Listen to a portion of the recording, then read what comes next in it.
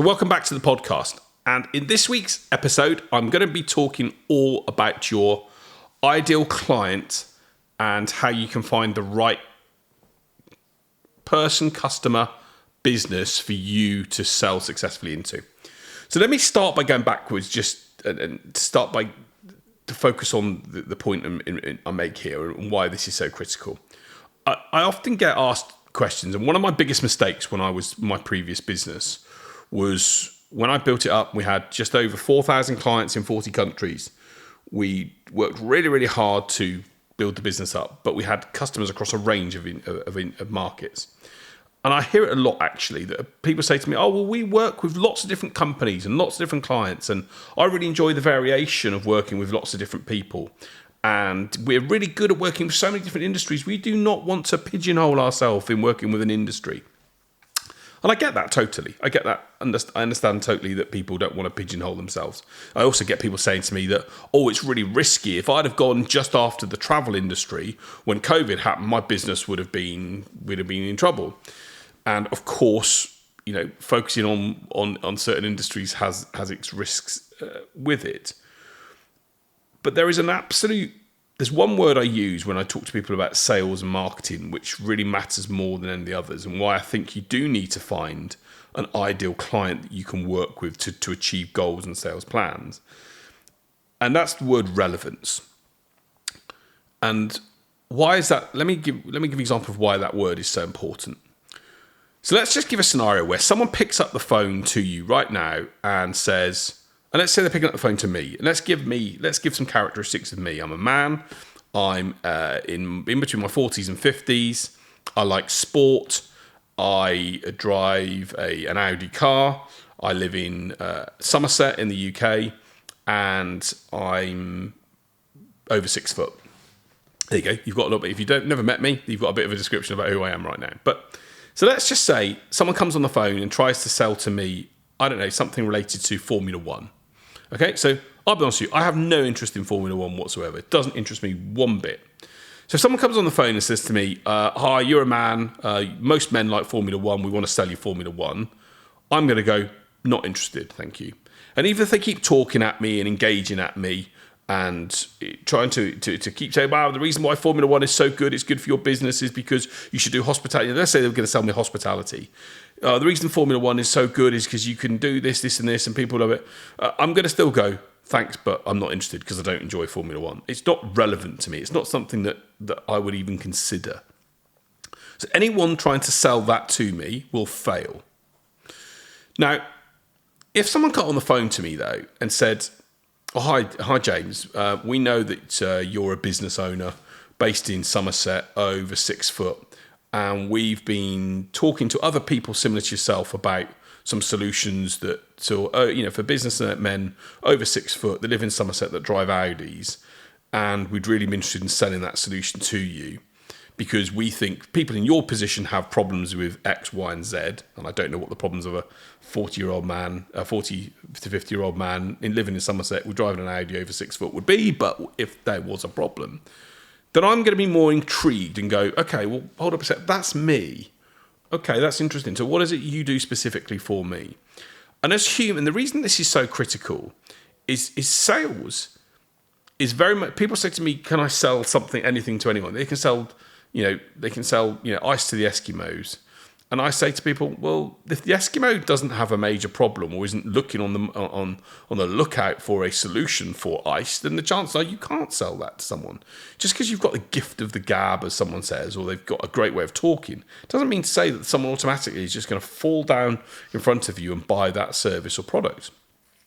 What they are going to buy is what's relevant for them. What they are going to buy is if your solution is relevant for them and talks to them individually and makes them think, well, these guys really get me and understand me. So the reason your ideal client is so important, and it's important that we create that avatar, is that we as humans buy selfishly. And when someone comes to us and says, I do a solution for, let's say men that want to, do in Formula One, and I go, well, that's not me. I'm not interested in that. I'm not going to engage. Whereas if they engage about subjects and information that's relevant because they've understood the demographics of who I am and how I operate, then I'm more inclined to at least consider it. I may not go straight away to say, oh, I'm going to work with that person, but I might think about, who was that guy? Well, they understood me there. So the reason why we want to find our ideal clients is that sales and marketing is about relevance. If I get you to literally, if you're driving the car, don't do this now, but have a look at your inbox later on today. And email marketing is one of the areas where people fail miserably with this. If you look at your email inbox and literally start looking at the emails that you'll want to keep, they'll either be from trusted sources, people or companies, or who you've got to deliver really good advice that you want to engage with, or they'll be on subjects that are absolutely relevant to you at that point in time. And so many people on email marketing send crap. They blast out stuff that is just totally and utterly irrelevant. And it's just like, you just press delete. The first thing you're going to press is delete. It's not relevant to you. Now, you could argue, well, how would they know what's relevant to me? Well, that's where good companies will take birthday dates or, anniversary dates. When I had an email from a hotel, last year when they said, we know your anniversary's coming up. By the way, would you be interested in booking a weekend at our hotel? I was like, okay, because it's relevant to me, because my anniversary was coming up. I was like, okay, this is quite interesting. When people just send stuff en masse on the hope that you're going to be intrigued with something, then it doesn't work. Or it doesn't work, your chance of success are lower. So the reason we want to find our ideal client is that we then, doesn't mean to say we can't sell to other people. It just means when you're marketing and selling, especially in things like using tools like Google and Facebook, they're going to ask information of what information do you know about that person. They're going to ask what are their hobbies, what are their interests, what's their age profile, what's their work, what's the characteristics of what's the demographics of that person. They're going to ask you that information.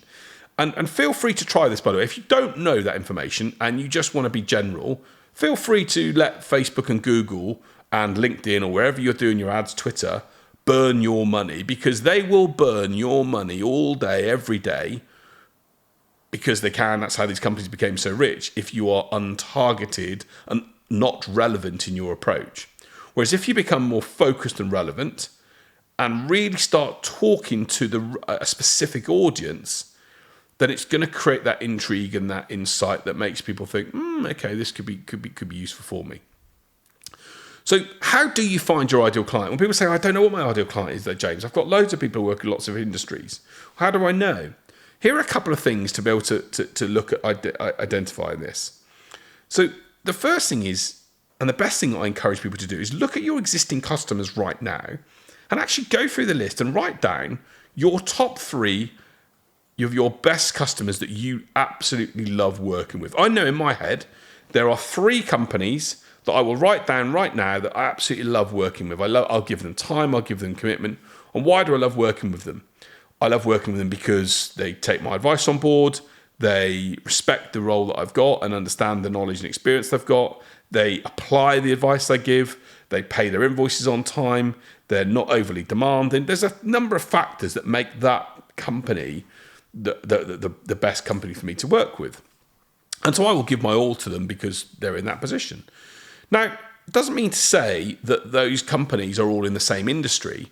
But what I do look for is when I write down the list of 3 or 5 of your top customers, I can try and identify some common characteristics. Maybe there's a common theme in the element of what they sell, or maybe the value of what they sell. And in my case, it's the value of what those companies sell that tends to be, and who they sell it to, that tends to be a common theme. So hence why in my business, I'm a specialist and I focus on working with companies that sell business to business, high value service items. So if you're listening to this and you sell a high value, and I mean by high value, maybe £3,000 to £30,000, maybe as an example, maybe £5,000 to £30,000. If you sell a service for that type of figure to another business, okay, I'm your person that can help you. I get exactly what you're doing, and I've made my mission, my expertise to help you in that space. And it's also maybe you're a business that's growing, you're good at what you do, but not necessarily good at selling. I'm a good fit for you. But if you sell, let's think about it, I don't know, tripods for camera equipment, and the tripods sell for £25, am I going to be the best sales trainer for you? The honest answer is I can help you and your team, for sure. My methods and models that I operate with sales work across all industries, but I'm probably going to be a bit expensive for you because you're going to need to sell a lot of tripods to get a return commercially on the investment you make. So I know my audience and who they are, and I know the characteristics of them, and I'm able to identify what's driving those business owners, those CEOs to work with me. And so it means that I'm able to then go and target and engage with people similar to that to try and generate new business. And that's what I look to do. So I really encourage you to do that same thing. Write down your top list of 3 to 5 clients. Who do you enjoy working with the most? And why do you enjoy working with them? What is it about those people that is so good for you? What do you love about that as a starting point? And see if you can circle, maybe, do it on a table, write down, across the table at the top with the names, create 4 or 5 columns, name the client and write down the characteristics and see if there's some common elements that you can circle around it. I was at an event the other day and the lady said to me, she specializes in working with quirky entrepreneurs. I thought, okay, I quite like that. So actually, she identified that her market is quirky. Great, no worries at all. Now, I'm not sure whether they would know that they're quirky, but most people maybe. But the point being is, most people can identify themselves in a website or a social media or a post if they see it. And I always think when you identify your target market, that person should be able to see themselves in that situation. There was a company a few years ago, a mortgage company called Emnes Finance, and they had on their website, "We specialise in £1 million mortgages." And I thought to myself, okay, at the time, that wasn't me. I wasn't looking for £1 million mortgage. And some might have said, oh, well, they stopped other people from wanting to engage with them. But by saying we specialised in £1 million mortgages, it meant if that's where they were at their best, people were going to look at that and go, well, that's perfect for me. So when we know our ideal client, it enables us to really identify who we're perfect for and who we're not. And that can save so much time, and it can be so much better for us because we're then able to show those people why we're so good for them and how we can help them. So to find that target audience, just try and create, there is a resource that I have on my website around how to create a buyer persona. And people say to me, oh, should I really create a buyer persona and is it worthwhile doing? The answer is yes, for 2 reasons. A, the more detailed you go into those buyer problems and what the buyer is thinking about, and what challenges they face and where they want to be, the more you understand that person, get inside their world, not just the demographics like their age and their race or their location, but their psychographics. What makes them think? What annoys them? What frustrates them? What keeps them up at night? What makes them get despondent? What makes them get elated? Think about those elements. What type of products do they buy? I mentioned earlier on, I drive an Audi and I play golf, and for example, I might wear certain type of clothing. You can get a picture of that type of person and what they value and what they like. And then if you are a company that sells into that audience, it gives you an opportunity to target people that are similar to that other person.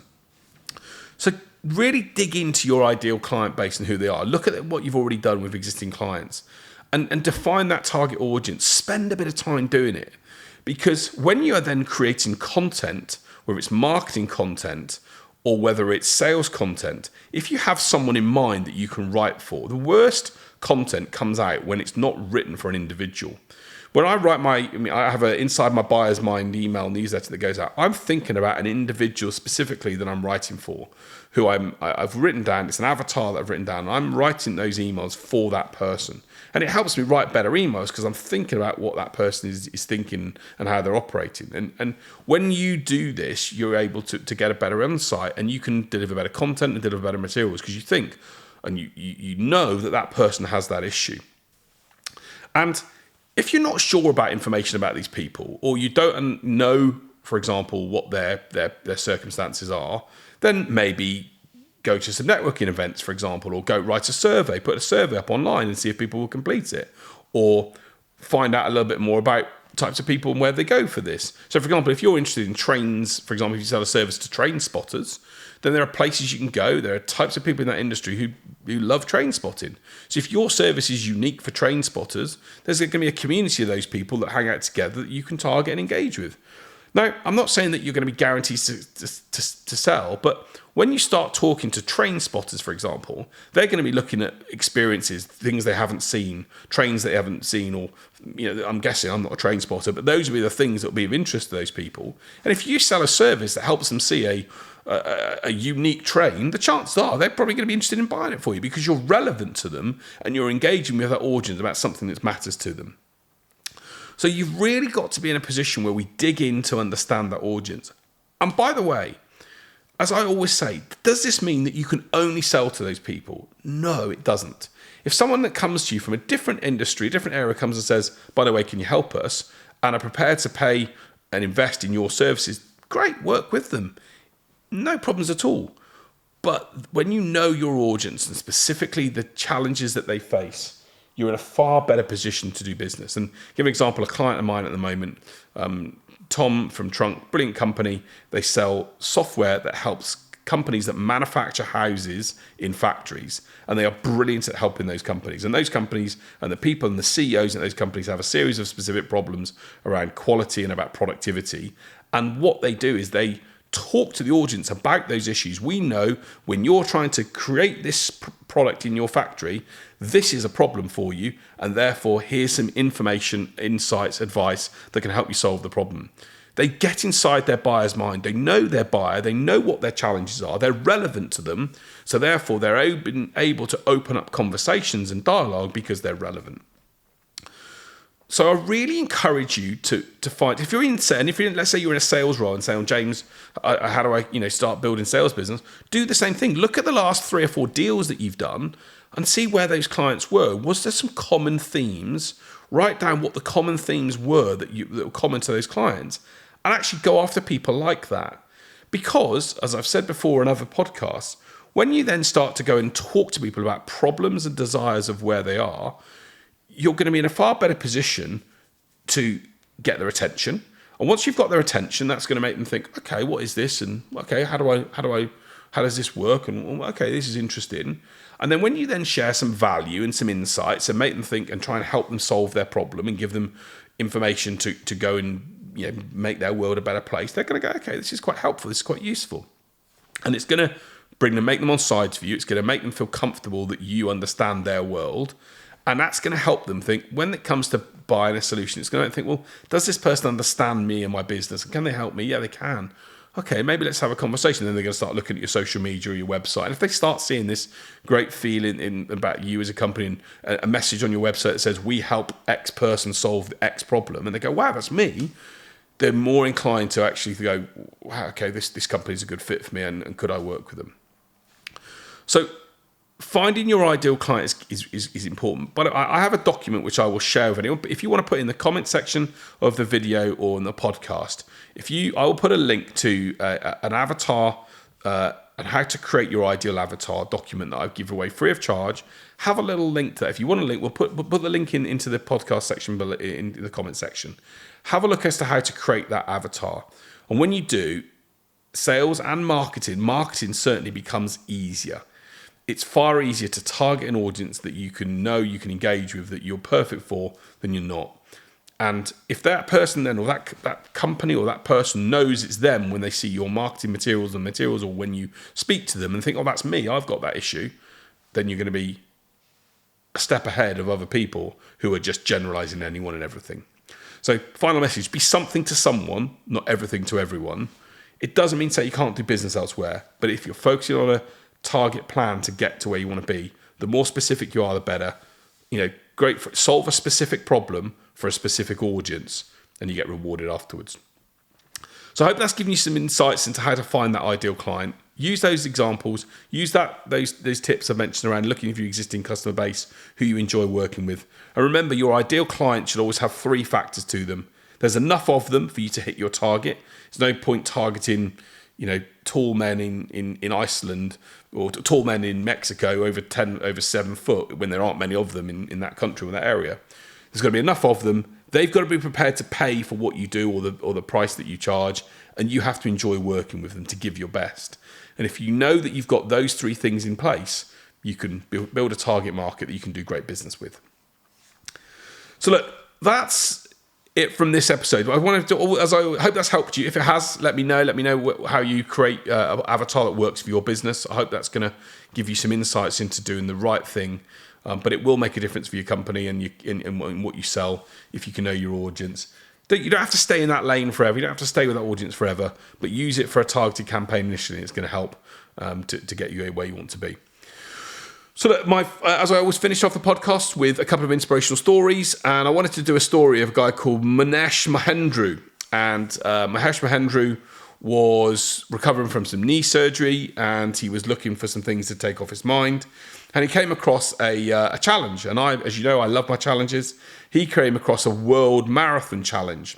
And his world marathon challenge was a test of real endurance where he had to do 7 marathons in 7 consecutive days on 7 different continents. So if you imagine that, 7 marathons, 7 days, 7 continents. And you have to complete each marathon within 8 hours. So you basically fly, get on a plane, fly, run, and then go again. And his only rest was when he was on the plane. And he did it. Manesh did it after recovering from knee surgery as well. So 7 marathons in 7 continents in 7 days. Wow, that's not only a lot of traveling, but that's a lot of effort and work. So Manesh Mahendru, great. I give him a huge amount of credit. That's an inspirational story. I love inspirational stories that help motivate us, inspire us to do what we want to do. If you've got a story like Manesh's, share with me, let me know. But I think that's a pretty good one. 7 marathons in 7 days and 7 continents. Talented man. I'm not sure I could do that. I'm not sure I'd even like to try either, but with my knees. But there we go. We shall see. So, look, that's my inspirational story for the day.